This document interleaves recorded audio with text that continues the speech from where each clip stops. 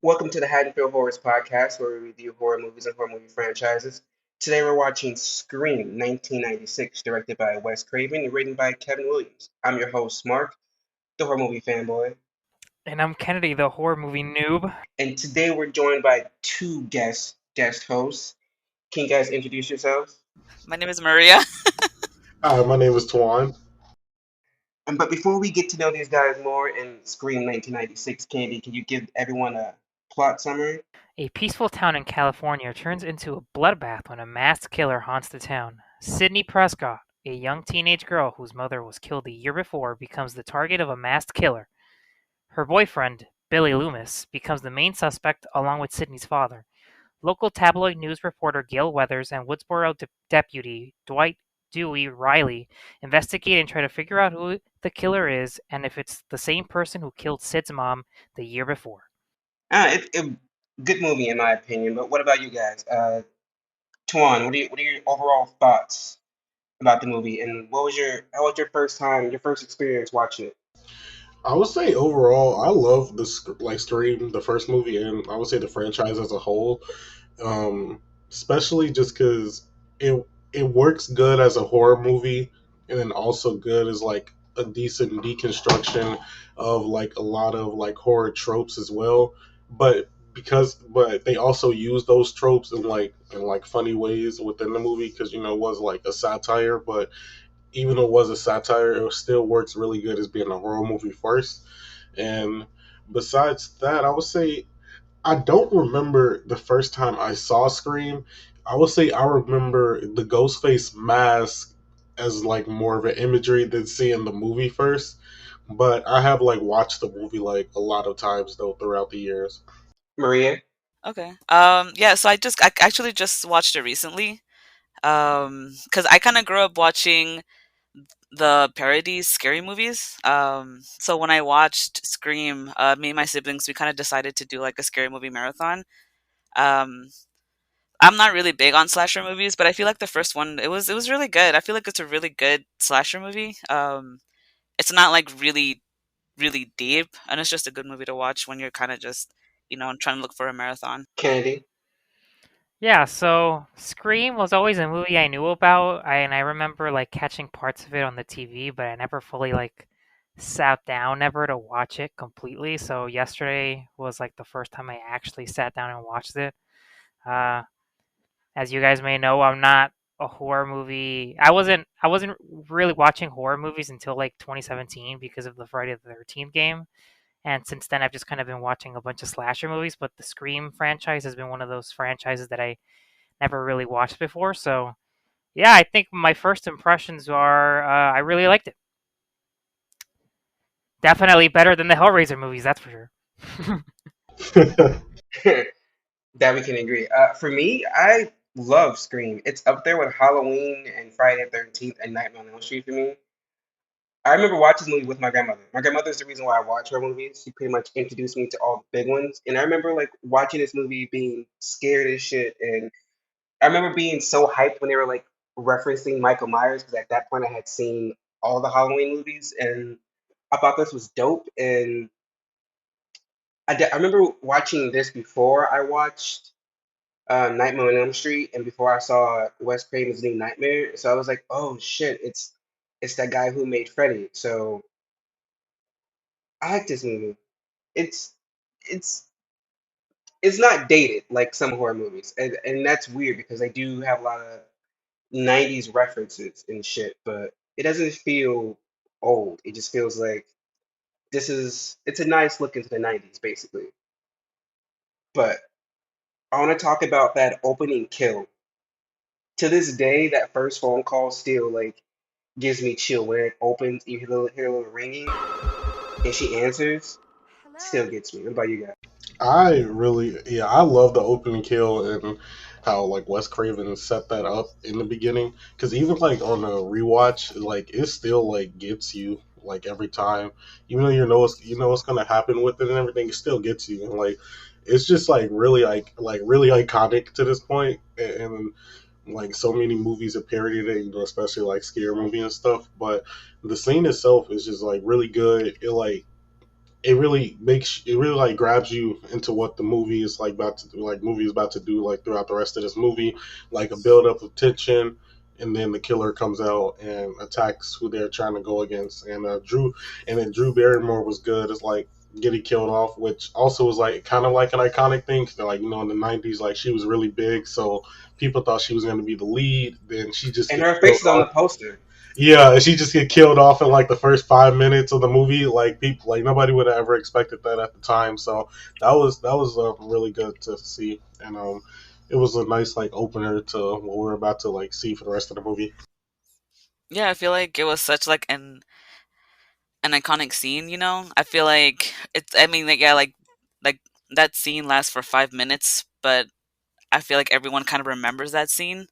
And again, she's on the poster when she was only like in the movie for like 5 minutes, and it was such a good scene, and it was so cool. I feel like it really started like really like at a high point, and then it just kind of made the rest of the movie. Yeah, it's a shame that going into the movie, I kind of knew like all these little like tidbits, like oh yeah, Drew Barrymore dies at the beginning, because I think if I would have seen it like in theaters for the first time, I think it would have really left a huge impression on me. Uh, but yeah, it was a really well done scene. I liked that it took a while for her to actually die. So she was like getting injured, stabbed. So it kind of still left you with the with like if she was still gonna survive with like injuries or stuff like that. But And she saw her appearance. That never yeah, happens in horror movies. Hmm. and yeah, like he dragged it out long enough to make you just think like, oh well, maybe she'll still survive. She got stabbed in the throat, but that I guess it's still survivable. Like it's impossible. She can't die. It's Drew Barrymore. Uh, but yeah, it was a good way to kind of subvert expectations. She was supposed to be Sydney, Oh, was she? but then she read this. Yeah, she was cast as Sydney. That's why her face is the poster. But then she called the producers and she was like, "Wouldn't it be wild if I played the opening girl? Because at first the character had no name. She was gonna die. So and she was like, can I play the opening girl? Like no one would suspect that." And they Oh, all agreed because they didn't want to turn down Drew Barrymore. But then they were like, "Fuck, they actually got to go find someone to play Sydney." so that was her idea. Yep, it was her idea. That's great, honestly. And like it's funny now because like thinking back, I can't imagine her being Sydney. I can only imagine Yeah, like Neve Neve being Campbell. that Yeah, skinny. she like that's like her role. Like nobody but her is like in that role for Sydney because I can't imagine anybody else now. Never. For me with that scene when she said when she picks up the phone, she's annoyed and she's like, Listen, asshole! No, you listen, you little bitch. You hang up on me again, I'll gut you like a fish, understand? that line still gets me every time because it's so unexpected. Because he was real chill at first, and then he just turned. He just turned Oh quick as fuck. yeah. It was crazy.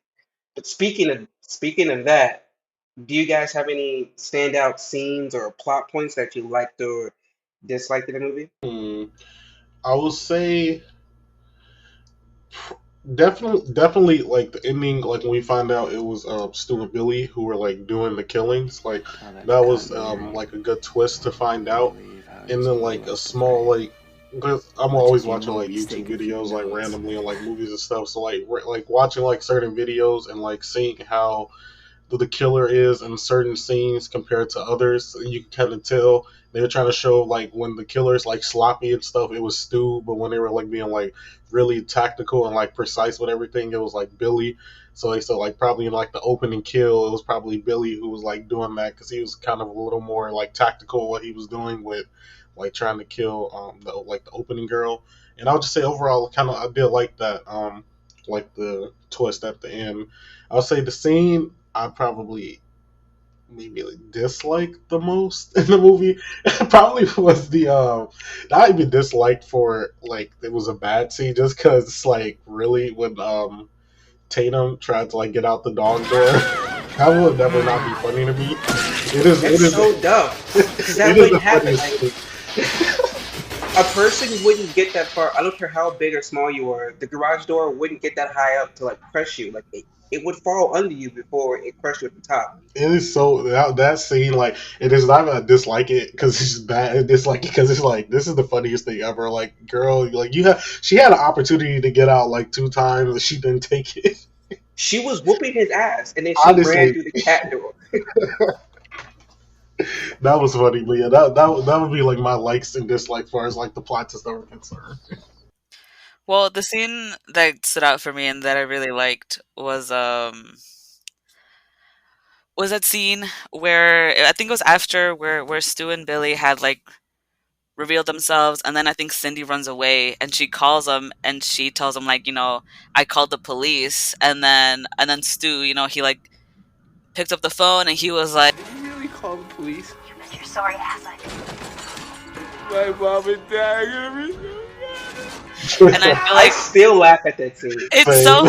funny, but it also kind of like reminds you of how, like, I mean, because technically in the movie they're like what they're teens, they're in high school, Mhm. and how like insensitive he was about the whole killings, because like you just murdered a bunch of people, but you're worried about your parents. Like that's not something you'd be worried about because you're going to be in jail. I think he gave in to peer pressure. His it's definitely the case of like Billy kind of like definitely pressured his best friend, his global best friend, to join him in the killings. That's why I get the feel of. Yeah, I feel like throughout the movie you do kind of see like Billy and Stu were always kind of together. They're best friends. Stu was Billy's. Like he was always kind of like, I guess, in his shadow a little bit. But I feel like Stu, because I don't know, I feel like he really liked Billy. That's his best friend. So it kind of There was some gay undertones going on, but that's just me. I That's felt what I, that. I I think. know exactly what you're talking about. Yes, It was funny when Scary Movie played into that. yeah. yeah. There was definitely some gay undertones. I was like, hmm. You have one that you dislike, or you just thought was weird that didn't make any sense? um, did I? I guess I think like it was kind of weird having the dad there because he didn't really do much. He was just they just brought him in, they kidnapped him, they brought him out. He was in the closet literally most of the time while his 17, 18-year-old daughter is over here fighting these people. So I just thought, what's the whole reason of having the dad there in the first place? Everybody's a suspect! That Yeah, was the no, red that's true. herring. Yeah, because they kept mentioning, oh, the calls came from Mr. Prescott's phone. We can't find Mr. Prescott, so we're supposed to think that he is possibly the killer. What about you, Kennedy? One of the more surprising scenes for me was when they killed the principal guy, because from the few slash I never got that. from the few slashes that we see, and including what I saw the A Nightmare on Elm Street movies, like you don't kill the adults. The adults are oblivious to what's going around the teenagers and stuff. So seeing the principal get killed like that, I thought was really interesting. And Story-wise, it made no sense, but given that it's Henry Winkler, who was at that time, well, he was a big star in the '70s, and people still knew of him in the '90s. So I guess it's a big pop culture kill, but it makes no sense in the context of the movie. Like, why'd you Yeah, kill I the always principal? forget about that one, to be honest with you. On a rewatch, I'm like, oh, they did this. I'm like, oh, he's actually in. I forget that he's in the fucking movie. I'd be like, oh, I forgot that the Fonz is in here. oh, that's the Fonz. Hmm. Yep. Oh shit, I didn't know. Damn. I don't know either. And What else you got, Canadian? well, the entire ending battle I thought was really cool too. Sydney fighting off two dudes, uh, Matthew Lillard and Billy Loomis, which I thought the choice of name was interesting too. I guess it's an obvious reference to Dr. Samuel Loomis, but It is. maybe they're related in some way, and we don't know. But anyways, no, yeah, I thought the entire final battle, and when Matthew Lillard is like talking on the phone with Sydney and all that, I thought was really good. For me, I think my favorite scene is the one when he calls Sydney for the first time. because she's like making fun of. She's like, "Do you like scary movies?" And she's like, "No." Stupid killer stalking some big-breasted girl who can't act, who's always running up the stairs when she should be going out the front door. And that's something that we all think like, "Why is this bitch going up the stairs?" But then in the heat of the moment, you're like, "I would probably go up the stairs too. Like, I would probably run somewhere where I think I'm safe." And with all the adrenaline pumping, and she couldn't get the door open, I was like, "Hey, this all makes sense." Like, you know it's dumb, but by default, you do the dumb shit. I was like, "Okay, I got that." And also like the other conversation when he calls her at Dewey's house, when I'm pretty sure that was Stu that called her because Billy was in prison. He was in jail. So I'm guessing Billy called Stu and then Stu called Sydney. And when she starts to realize like, oh shit, I might have like fingered the wrong guy for my mother's murder. I was like, oh shit, this is a good scene. Another scene I like is the news clip of Cotton. Because it's only like 5 seconds long when you Oh, see Cotton. yeah. But he's so important to the movie, and he becomes a bigger deal in the next two movies. I'm just like, from that 5 second clip, we get more of him for no reason. But I enjoy it. The one scene I don't like is it's also with the principal when he's like threatening the two students with the sharp Oh, scissors. yeah. I'm like, is he going to kill his students? What the fuck is going on in this scene? I was like, he's just like waving his knife around. I'm like, I get it, they were insensitive, but like, you're threatening children. This is illegal. So I didn't feel so bad when he died, but also the fact that everyone left the party to go see his body hanging from the school rafters was weird. I'm like, y'all want to go see our principal's dead body? Like this makes no sense. I mean, I hated my high school principal, but I wouldn't go and see her like mangled and hanging from a tree or some shit. Like what the No, fuck? for That's real. weird. Like what the fuck? Um, Another scene that I liked is when Randy's on the couch and he's yelling at the screen and he's like, Jamie. Jamie, look behind you. Look behind you. Turn It's around. kind of it's very meta because the actor's name is Jamie. So I was like, Yeah. this is interesting. But I like that little like the little creative things they did, like how they were watching Halloween on the TV, so they used the Halloween score. Thought that was Oh, very cool. yeah. I don't think there's much that I don't like about this movie. It's I like that I like that it knows it's a horror movie, which keeps everything like going. And another thing about that Tatum scene, like I never understood like why her nipples were so hard in that scene. I swear those things were thinking like I was like, this has got to be a '90s thing. It had to be. I'm like, and given who like the producers were on set, the Weinsteins, I was like, this just makes it all just feel makes me very uncomfortable that her nipples are hard. No, for And knowing real. her and knowing her history with Harvey Weinstein, I'm like, I'm uncomfortable witnessing this. The scene with the camera and the cameraman, and he's like, oh shit, it's a 30-second delay, and he gets his throat slit. I Oh like yeah. Kenny the whole movie. Gail was treating Kenny so wrong, No, for real. Kitty didn't do nothing.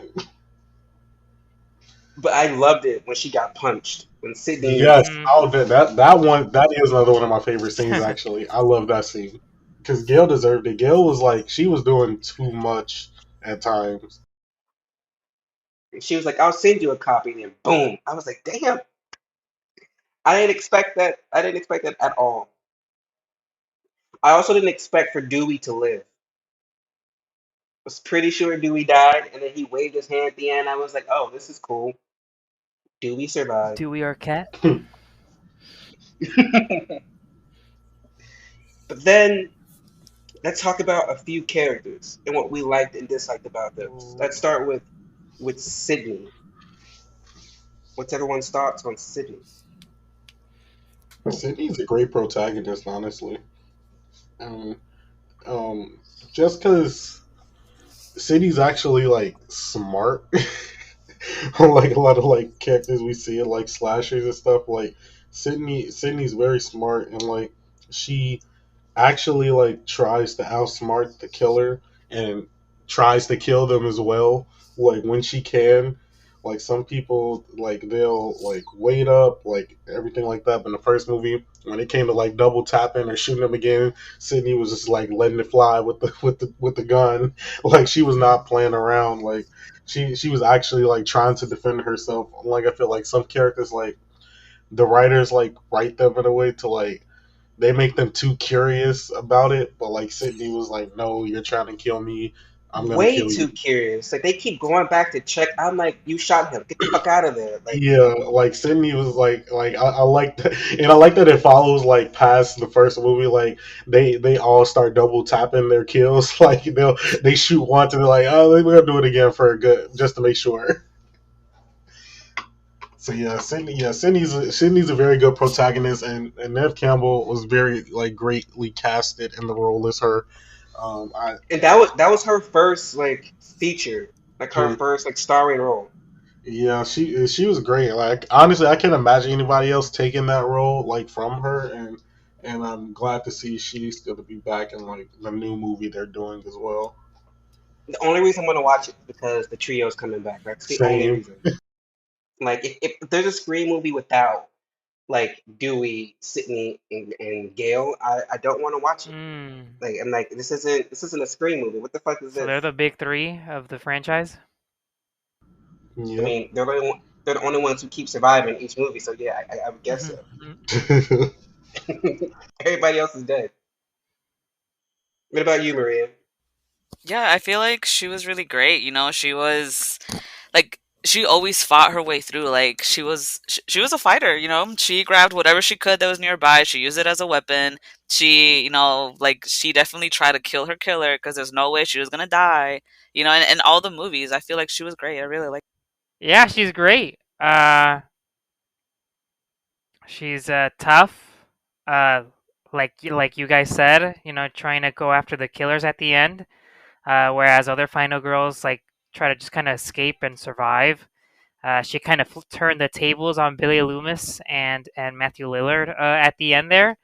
Uh, she even like donned the costume on, which I thought was super epic. Uh, yeah, she's a great protagonist for this movie, and I assume she does a good job in the rest of them.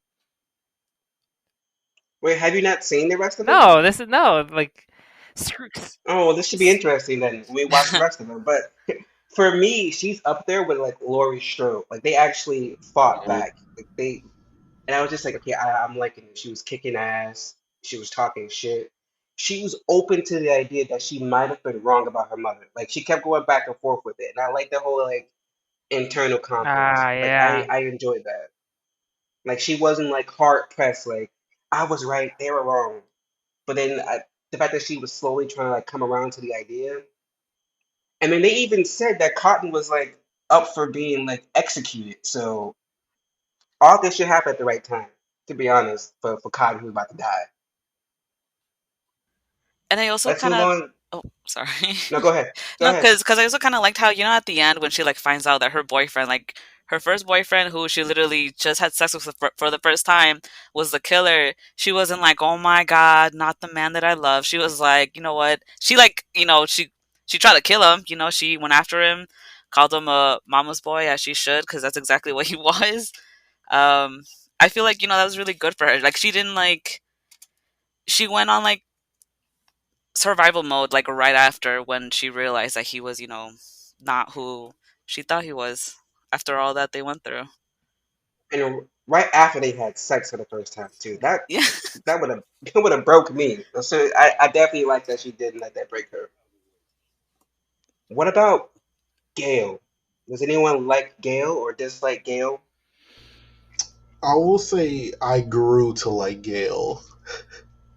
Like over time, like probably on like first couple watches of the movie, I'm like, Gail is kind of annoying, but also like I guess like you're sitting there like in a small town and like she wants her big break, like she was willing to do anything to like get that break she needed in like her industry. So I get it. Like not saying I would be the same way, but if I was trying to like get a big break and this like is going on and we're in a small town and like I'm only one of the like one of the news networks. I'm gonna try to get this story and get what I can from it. But like at certain points, Gail was kind of annoying. But like you grow with the characters, the movies goes on, and I appreciate Gail at this point, so it's all cool. No, no, I was just gonna say she's one of those characters where you're obviously not meant to like her at the beginning because they obviously between Gail and Sydney they have some history, and you know she came up with their own book with theories about like the death of her mom, and at the beginning you're thinking, oh, she's coming here with bad intentions, but by the end, uh, you know she means good. So I assume that with the movies that are coming in the future that she only kind of does more good things and stuff. So Yeah, I don't yeah, I didn't like her in the beginning. I felt like she was like, I mean, I guess I do get why, but she was like really like power hungry, just wanted fame, wanting to get the story. I mean, I did kind of like her because I thought that she was really fierce, you know, like she was not gonna let anything stand in her way of what she wanted. Um, but I also like honestly like if in the end she like turned out to be the killer, I would not have been surprised. I would have been like, you know, that it kind of makes sense. You know, she was always chasing the story. I feel like she'd be the type to, you know, create her own story. Um, but I do like how she was like, I don't know, she was a bad bitch. You know, she was always trying to she knew what she wanted and she wanted to go get it, and I thought that was cool. I just didn't like how annoying she was. Like she could, like I feel like she could have gotten her story and left Sydney alone. Like that girl was a teenager. She didn't She have to was do all all in her that. face. Yeah, she was following her around. She was on her ass. She was like antagonizing her like on purpose, you know, because just to get something out of her. Like that scene when Sydney punched Gail was it was great. Like I love that scene. It felt really good, you know. I was like, yeah, like you do that.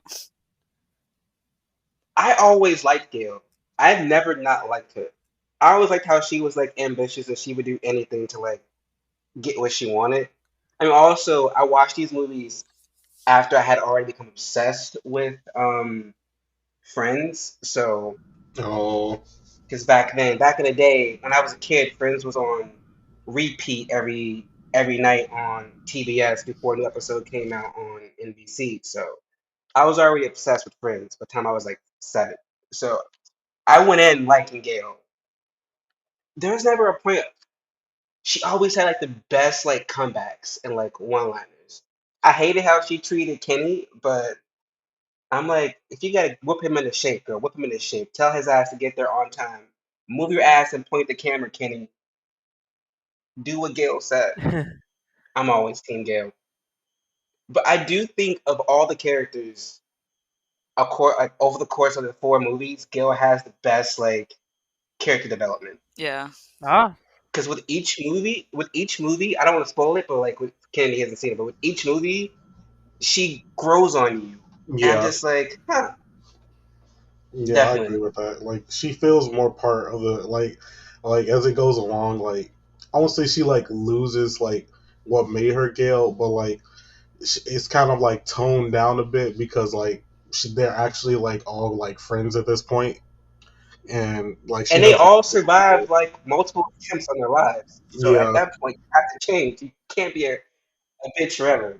yeah, I would say she's Speaking of, more like that with like the newer people in the movies that come along, but like with like Sydney and like Dewey, like she's more chill. speaking of Dewey, let's talk about Dewey. I didn't like Dewey at all in the first movie. He had some funny moments, but in the police station when he's talking to his sister, he's like, What did Mama tell you? When I wear this badge, you treat me like a man of the law. that was funny. That was funny. He was definitely the needed like comic relief. Did anybody else like Dewey I thought or not like Dewey? I don't really have an opinion on him. Well, I think I'm more good than bad. I thought he was a likable character, and I thought it was cool that he was related to Tatum. I guess that's what her name is, Rose McGowan. That's actually a wasted plot point, to be Mm, honest. That never comes up again. That's very true. I always forget that they're siblings until I watch the movie again. I think everyone in production forgot that they were siblings because that's never mentioned like ever fucking again. Yeah, it could have been taken out and nothing would have changed. yeah. Does But he ever mention it in the future movies? Like, yeah, my sister was killed by. it's it has a small mention in part three, but if you're not paying attention, you'll miss it. Damn. Yeah, but you'll see it because it's yeah. What about you, Tuan?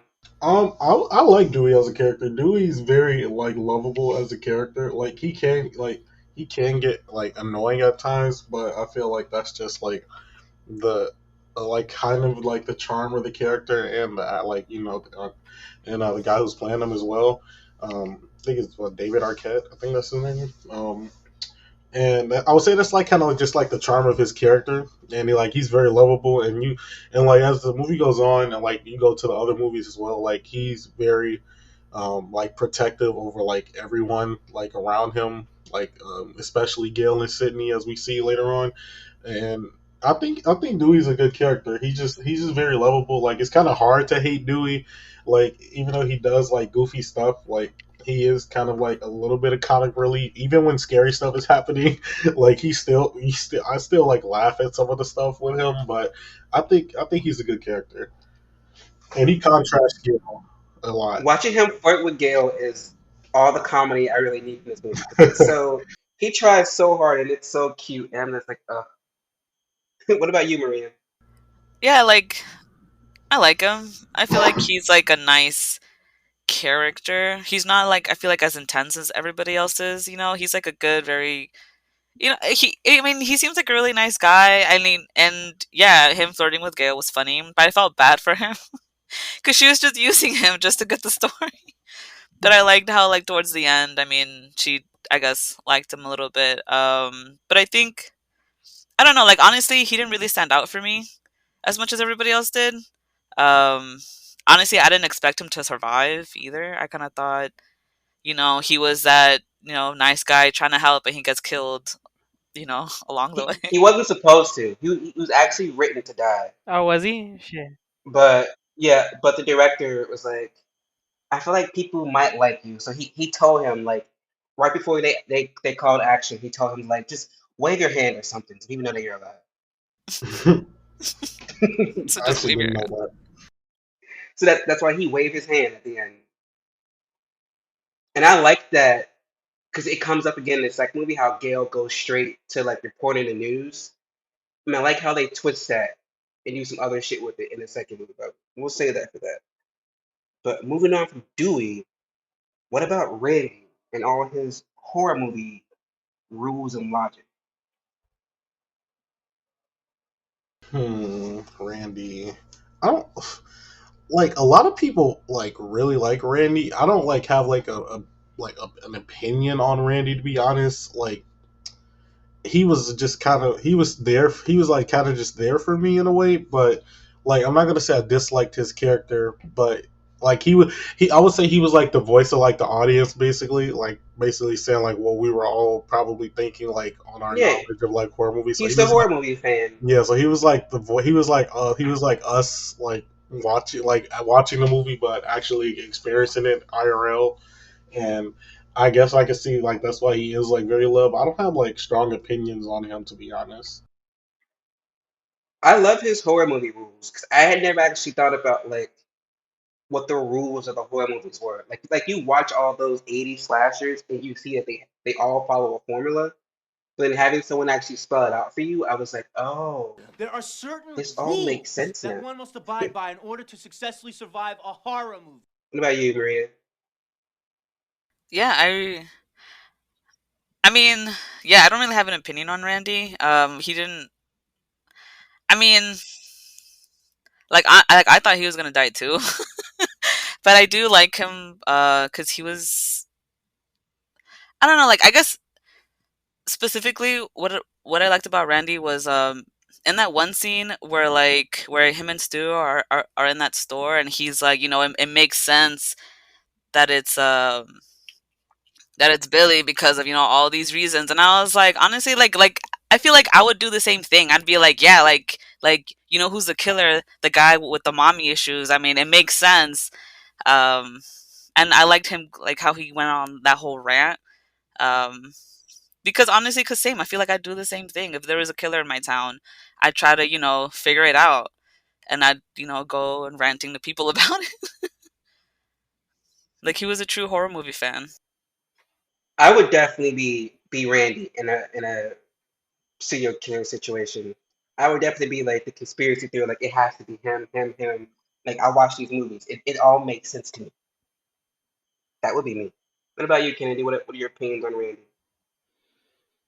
Yeah, just kind of going back to that same scene in the video store where he's kind of like putting everything together. Well, maybe Billy wants to kill Sydney because she's not making it easy for him or whatever, and uh, just that awareness that like the same thoughts that we in the audience are having, I thought was pretty cool, and I was surprised. I was completely surprised that when he survived there at the end, I thought he was gonna die, but yeah. Not that I don't know if he's gonna have like a bigger role in the future movies, but I don't mind him sticking around. He's part of the recurring cast. That's all I'll say. Oh, okay. Uh, let's move on to Billy. Billy Loomis, the person who kicked it all off by killing Sydney's mom because she was hooking up with his dad. Billy's one of those people who I don't understand who like those kids who take their parents' divorce to heart and only thinks about, oh my God, my parents are divorcing. Oh my God, what does this mean for me? I'm like, well, your mom could have been miserable her entire marriage and she got away. It sucks that she left you, but it sounded like your dad was a dick anyway. So I'm like, if it wasn't Sydney mom he was fucking, he probably would have been fucking somebody else. He probably was. So all this, I don't like Billy. What about you guys? Yeah, I don't know. Even though like Billy's the whole reason like this franchise was kicked off, I don't know why like Billy's kind of forgettable for me. Like I don't know why, like going on and stuff like with the franchise and everything, but um like he was good. Like the character was good in this movie, and especially the actor that played him, like he played him well, and especially in the ending scene with him and Stu, like saying what they did and everything, and how they were gonna frame it. That was all like a good scene, but I don't know. I kind of like forget about Billy, even though like he's the reason most of this started. Yeah, I agree. I feel like the only memorable thing about Billy was literally when he revealed himself to be the killer and his reasons, but that's about it. I feel like before that, um, like yeah, I feel like if it wasn't for Stu, I think he also would have not have been like such a great, killer, such a great, character if he didn't have somebody to back him up. Yeah, they definitely gave off like edge lord vibes and nothing more.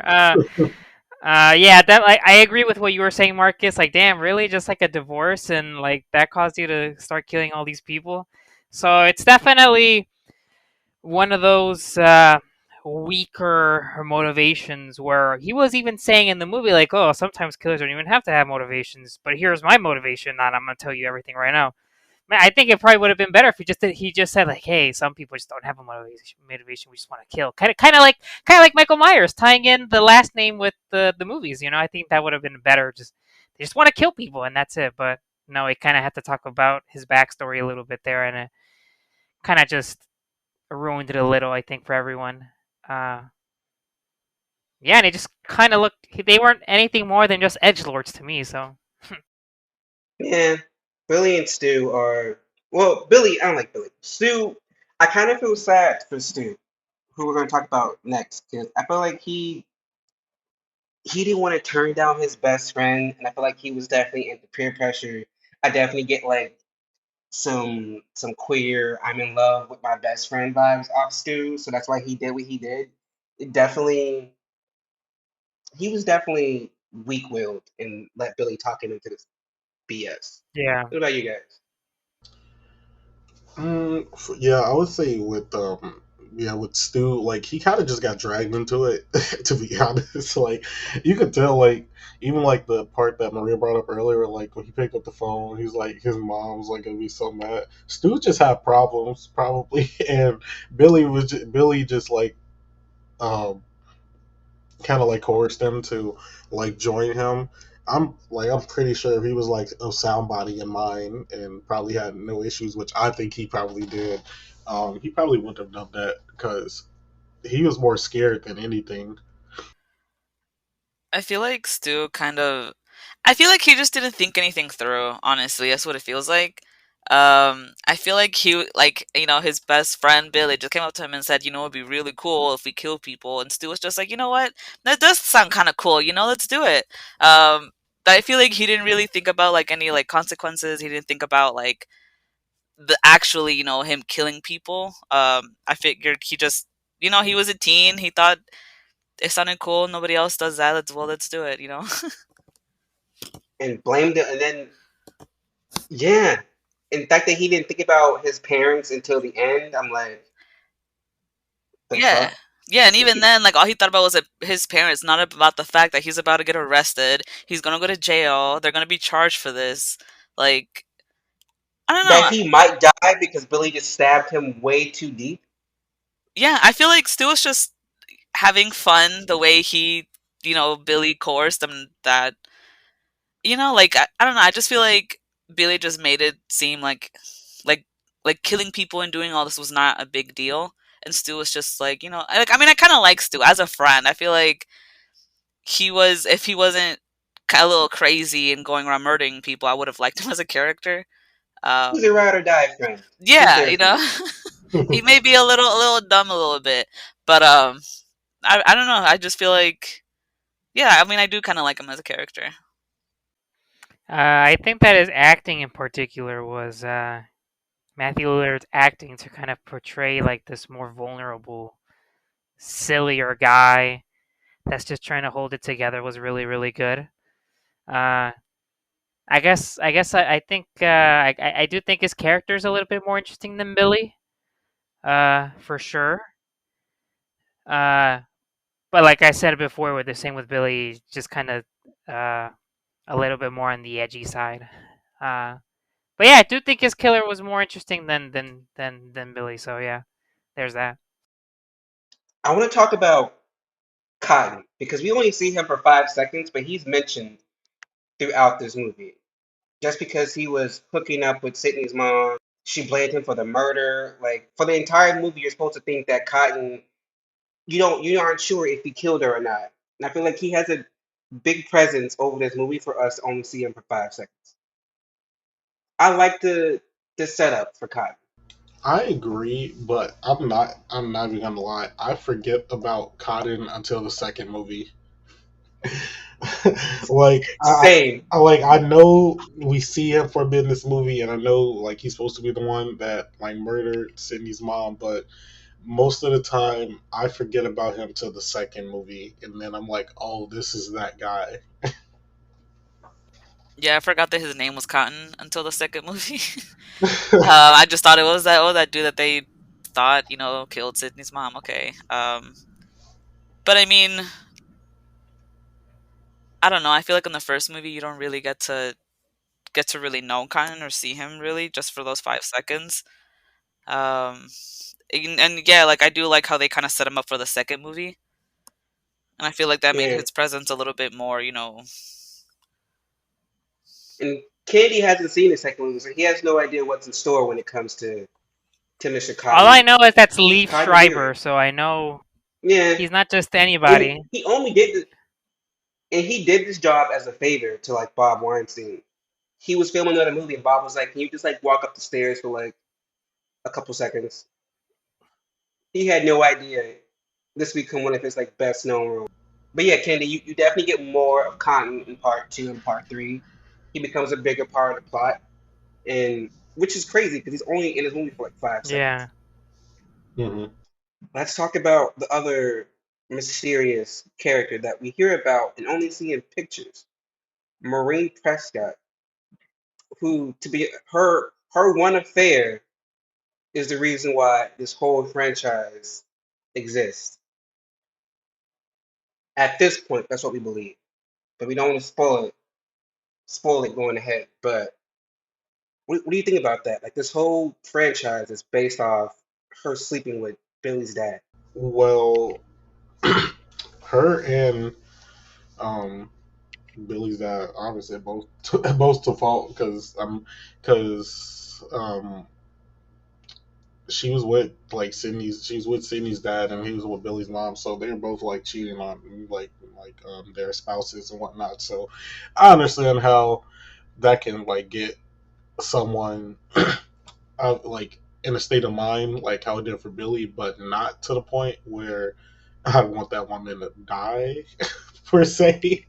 Like if it I wouldn't take it that far, but I would see how he would have some resentment towards that. And um both like Sydney's mom and his dad like had a part to play in how that played out for him. So yeah, they're kind of both the fault, but I also don't like have strong opinions on Sydney's mom just because even though like this is the kickoff to the franchise and like everything else like kind of connects back in a way. At a certain point, I kind of forgot that was the whole reason we were here. Yeah, but by the time you get to the reasoning, especially when you get to like I don't want to spoil it, but when you get to part three, you're like, wait, what? This doesn't make sense in context to part one. But Yeah. we'll get there. It's going to get confusing, Candy. Hmm. Oh Like damn. it's all it's all still about Marine. It's just you get more of Marine's backstory, and it becomes way more convoluted. Like Hmm. Yeah, it gets complicated. it's crazier than the whole Cult of Thorn shit. It makes no sense. Oh damn, it gets worse than that. Not worse. It's just as confusing and as stupid as that. What about you, Maria? What do you think about Marine and her characteristics in the movie? Well, I mean, I don't know. I feel like you don't really get a lot about her besides the fact that people around town call her a slut and how Billy basically blames her for the killings, which I mean, yeah, I feel like it's kind of What unfair. about his father? Like, Yeah, like where's your dad? Like but no, he just talks about he never mentions his dad. All he says was your mom is the reason my mom left. Like no. That's kind your of mom just left. Your father is the reason why your mom left. yeah, but plus I mean I feel like I mean your mom could have taken you with her and she didn't. So I mean who's really the bad guy here? I mean, not saying that her mom, I don't know. I just feel like it's a little unfair, I guess, from Maureen. I mean, obviously her having an affair with a married man when she herself was married and had her kid. Obviously that's not right. But I feel like it's not fair that, this man, how Billy's blaming her for all these people dying when I mean she didn't really And force you to do that and she didn't force your mom to leave. and she's slut shamed throughout the entire movie. Like that scene with the girls in the bathroom. It's a common fact. Yeah. Her mother was a tramp. What the fuck? Like, And Hmm. and I feel bad. I feel like she's slut shamed throughout basically like the first three movies. Like leave, yes, like yes, she's dead. she is actually. And I feel like especially the fact that she's dead and she can't really defend herself and really which makes it easier for people to call her a slut and say it to Sydney when Sydney herself was a teen. And I feel like I don't know. It kind of sucks. What about you, Kennedy? On the mom. Yep. I don't know. I don't really have an opinion on it. It's like 2 seconds of the movie. uh, Well, see, I think the three of us have opinions on it because we know that she's gonna be constantly talked about in every single movie, and with each movie, you learn more about her. More so in part three, you get more of like Marine Prescott's backstory. Hmm. So I think that's the difference. Like we've the three of us, well, me and Twan at least, I think we've seen all four. Yeah. And with in part four, you get more of Marine's family in the movie, which is even more convoluted. But you do get more about like Marine. Oh, okay. Like her and Cotton get small mentions and small looks, but as the series goes on, you get more and more about them, which I think is actually pretty decent. But does anyone have any hot takes about the movie? Hot takes. Um, I don't. I don't really think so. Besides, like, besides, like I mentioned earlier, like Tatum trying to get out that damn dog door. I still like that would just forever be funny to me, just because it's like there were options available, and you were actually like fighting back, unlike some other horror characters who would have just like they probably would have got stabbed immediately. Like she tried fighting back and everything, but like the dog door is like such a lapse in judgment. It's so funny. Like I don't know why that would be the first thought. Like I would never, like I would have never even looked at that damn dog door if I was in her situation. I would never thought about that. For me, I think Dewey not dying is something that haunts the rest of the series because it shows that they're afraid to go after the big kill, and that becomes like a recurring theme. But they're afraid to like kill the big players, and I think Dewey should have died in the Wait, first who's movie. directing the new movie? Because wasn't it like Wes Craven before for all the movies? Wes Craven directed all of the first four movies. hmm So I forgot who's directing this one. I'm Um, kind of I afraid. I do remember. I don't remember their names, but if I recall, I believe it's the directors who did that movie Ready or Not, like 2 years ago. If you've seen that, it was a horror movie. That was Oh, actually I it was actually pretty good. was it? Yeah, the movie itself was actually like pretty good, and it was also kind of like a horror satire type of thing. So I feel like they could kind of do what they did with Ready or Not. They could kind of work with Scream as Matt well. Oberlin and Tyler Gillett. Yeah, I think so. Because I was when I was Oh yeah, reading that it was going to be a new Scream. I saw that they were like in the running to like direct it. So I was like, okay, I could get with that because I liked Ready or I'm Not. okay with director change, but I'm kind of upset that Kevin Williamson isn't writing because we've had a non like Kevin written. We had a movie that Kevin Williams didn't write, and that's Scream Three. And Scream Three has a lot of Yeah, issues Scream that 3 is the problem child of the series. I would say that for our Scream 3 episode, but Yeah. like Ooh. you can definitely tell that a non Kevin Williams written Scream movie definitely like he has a certain flair that people can't recreate. So I'm kind of afraid that he's not. But I've seen photos of him on set, so I hope he was like whispering in their ear and being like, "Hey, we need to do this, this, and that, and keep it like this." So I hope he had a big like hand in the script because hmm I don't want to repeat a Scream 3 because that was Ooh, ass. so I hear Scream 3 is like the most controversial, huh? Yeah. Scream I compare Scream 3 to Halloween 5, Oh shit, where really? things just Huh. were yeah. No, actually I compare it to Resurrection. Oh, okay. Yeah. It tried something new and it didn't work. But you'll see when we get there. It's Yeah, it's something. It's It wasn't yeah. that bad.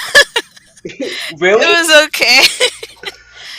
I mean, well, guess No, we'll see when we get there. you got to But come back for our Scream 3 episode then because Yeah.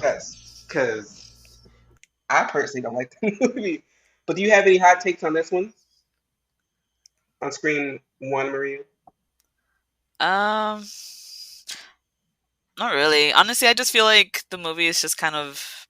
I like it because I feel like it's a good simple slasher movie. I feel like it's not that deep. The only time it really gets deep is when Billy's like, I'm doing this because of your mom, and that's where you're like, oh my, I feel like it was a good twist. It wasn't like your typical just random people just going around killing their friends just because they want, for simple reasons, like they just want to be famous. I thought it was a good twist, but it's also like at the same time a simple slasher movie that you could just watch when you just want to like just not really have to really think about it. You know what I mean? Like think about the movie too much. I think I have a hot take.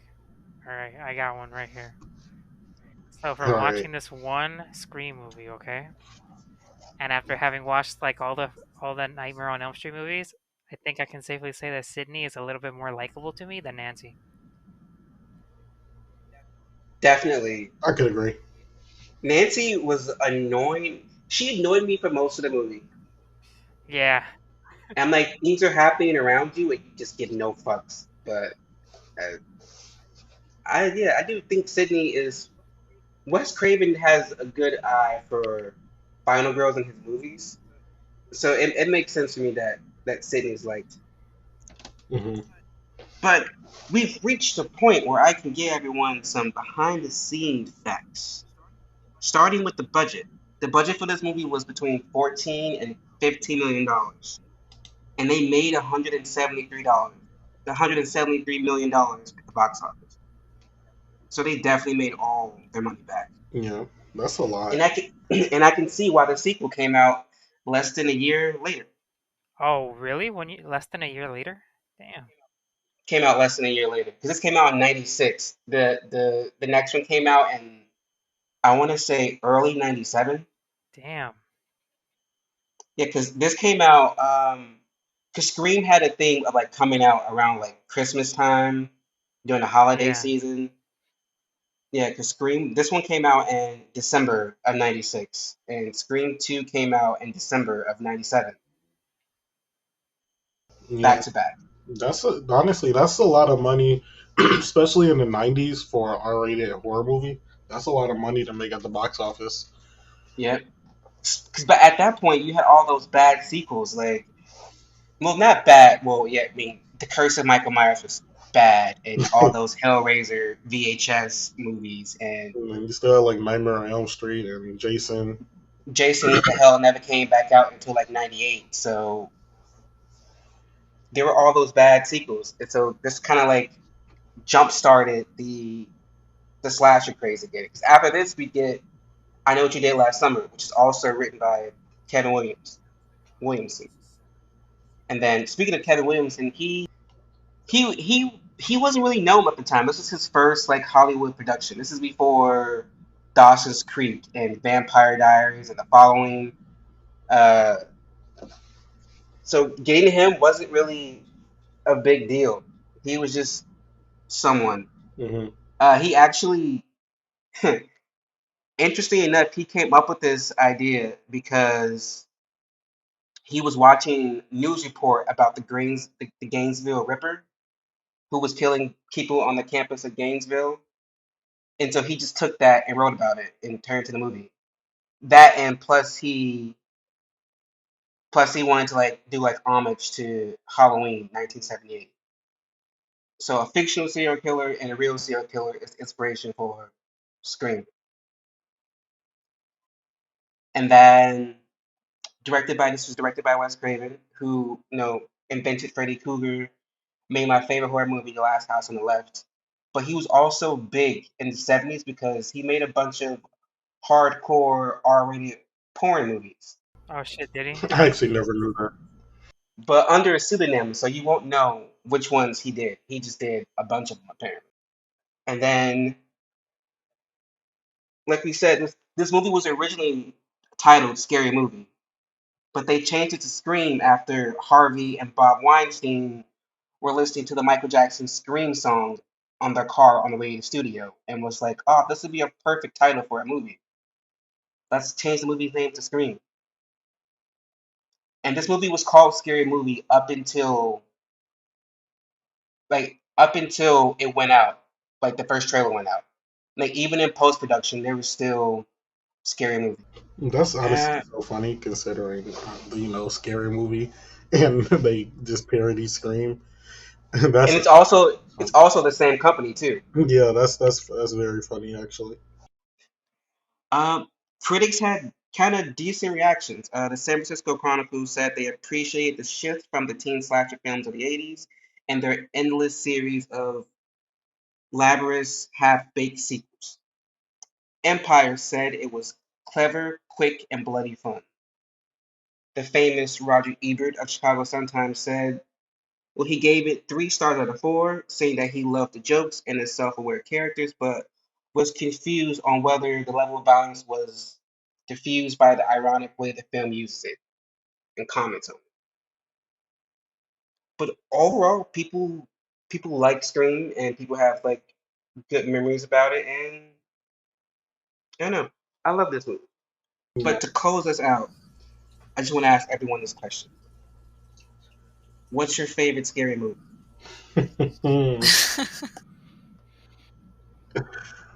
uh, that is a good question.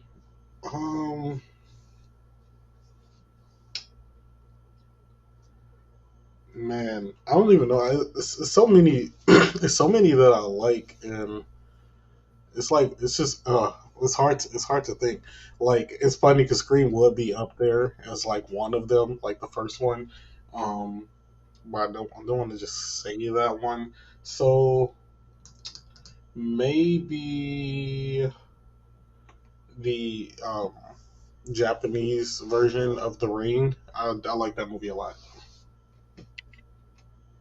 That movie scares the shit out of me still. I cannot. Yeah, honestly the American the U.S. version too is really good too. The English one, the remake, that version's good too. Both of them are like really good actually. Actually, Rings is the only like American version of a horror movie that I actually enjoyed. Yeah, The Grudge is the Grudge is iffy. yeah, The Grudge is iffy.